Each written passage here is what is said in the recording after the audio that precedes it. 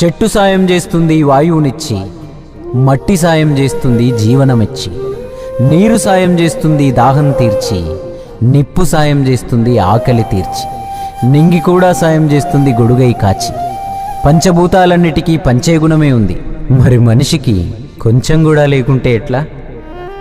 ఎదుటి వాళ్లకు చేసే సాయం మన ఇంటి గూటిలో పెంచుకునే పక్షి లెక్క. మనం ఎటగిరేసినా తిరిగి మళ్ళా మన ఇంటికే వస్తుంది.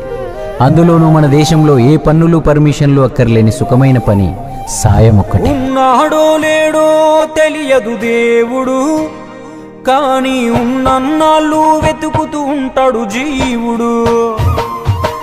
ఎవరన్నారో తెలియదు గాని ఆనాడు మానవ సేవే మాధవ సేవని ఓ మహనీయుడు.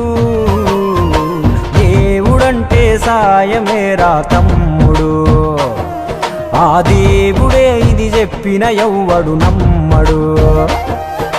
దేవుడంటే సాయమేరా తమ్ముడు, ఆ దేవుడే ఇది చెప్పిన ఎవ్వడు నమ్మడు. ఉన్నాడో లేడో తెలియదు దేవుడు, కానీ ఉన్నన్నాళ్ళు వెతుకుతూ ఉంటాడు జీవుడు.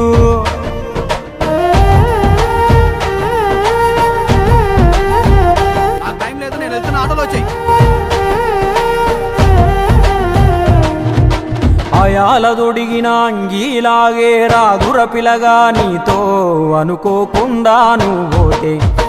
ఆయాసమెందుకు ఐసా పైసా అంటూ ఓ అనుమంతో నువ్వు మార్చగలవ తల రాతే. నీ ఎదుటి వాడి కన్నీళ్లు తుడువగా చేయి రాదు నీకు. 25 ఏళ్ళ నుంచి ఈ అబ్బాయితోటి ఇట్లా సేవలు చేసుకుంటా ఉన్నాను. నేను బాడిగింట్లో ఉన్నాము, ఇల్లు కూడా లేదు, పరిస్థితి బాగలేదు.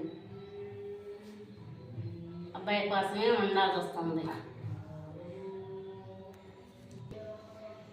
మాకు సహాయం చేసిన మామూరు రాజా మంజూరు మాకు సహాయం చేసిన ఆయనకి ధన్యవాదాలు, నమస్కారం.